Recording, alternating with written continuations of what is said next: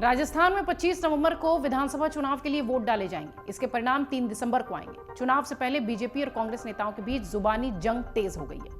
इसी बीच प्रदेश के मौजूदा मुख्यमंत्री सीएम अशोक गहलोत ने बीजेपी सरकार पर बड़ा आरोप लगाया, जिस पर चर्चाएं भी तेज हैं। इसके साथ ही सीएम अशोक गहलोत को बाड़ेबंदी की याद फिर से आई है। ऐसे में सवाल ये उठता है कि बाड़ेबंदी जिसकी याद सीएम को आई है वो दरअसल है क्या, क्योंकि वो ये बातें कहते हुए दिखाई पड़े। और दूसरी सबसे महत्वपूर्ण बात कि विधायकों को लेकर सीएम गहलोत ने क्या कुछ कहा है, आइए आपको इस छोटी सी रिपोर्ट में बताते हैं। दरअसल राजस्थान में कांग्रेस की पहली सूची का बेसब्री से इंतजार है। एक तरफ जहां कांग्रेस विधायकों में टिकट कटने का डर सताया हुआ है, तो वहीं दूसरे सीएम अशोक गहलोत ने विधायकों के लिए बड़ा बयान दे दिया है।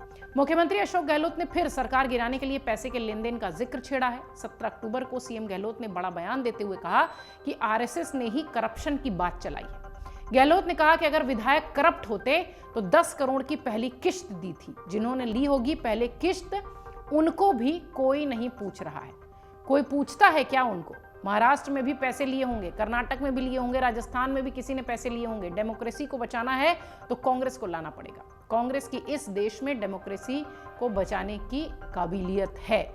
अशोक गहलोत का ये सारा स्टेटमेंट जो कि अभी हमने आपको पढ़कर बताया, वो ये सभा को संबोधित करते हुए कह रहे थे। गहलोत आगे कहते हैं कि अगर जनता हमारे खिलाफ होती तो आधे एमएलए निकल जाते। हमें जनादेश जनता ने दिया है। सीएम गहलोत ने कहा कि 10 करोड़ रुपए मिले, 10 करोड़ रुपए कौन छोड़ना चाहेगा? आरोप लगाना बहुत आसान है, आरोपों को लगाना अलग बात है और उसे साबित करना अलग बात। जब गवर्नर साहब ने असेंबली बुलाने की डेट दे दी थी तो रेट बढ़ते गए थे। 20 से 30 करोड़ तक बढ़े थे रेट, लेकिन गुडविल कितनी बढ़ी थी? 30 दिन तक होटल में रुकना बड़ी बात थी। पूरे राजस्थान की चर्चा इसलिए लोग करते हैं कि राजस्थान में सरकार कैसे बची।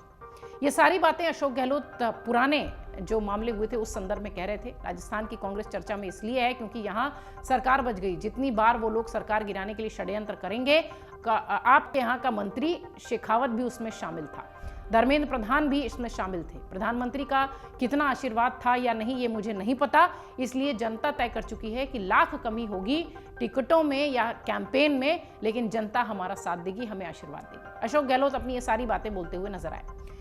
अशोक गहलोत कहते हैं कि लोग सोशल सिक्योरिटी की पेंशन को नहीं भूल सकते। 25 लाख का बीमा बड़ी बात है। खरगे साहब, राहुल गांधी ने इन बातों का जिक्र किया है।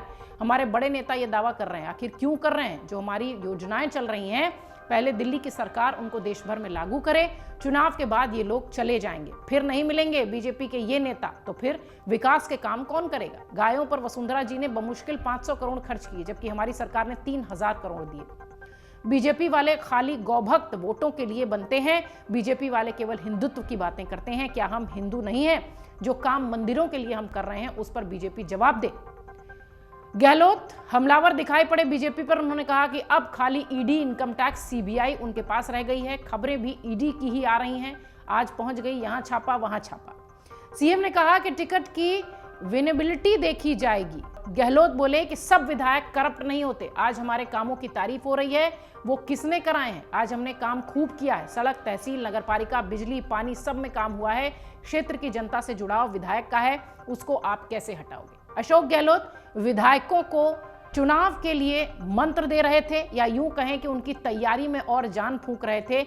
यहां पर वो बीजेपी पर जमकर हमलावर रहे और अशोक गहलोत ने जमकर उस वाकया का, जब उनकी सरकार खतरे में थी, उसे भी पूरी तरह से बताया, बोला और विधायकों को कहा कि आप अगर काम करेंगे तो जनता आपके साथ होगी। अगर आप ये वीडियो YouTube पर देख रहे हैं तो हमारे चैनल को सब्सक्राइब करें और बेल आइकन को दबाना ना भूलें। अगर आप Facebook पर ये वीडियो देख रहे हैं तो हमारे पेज को लाइक करें।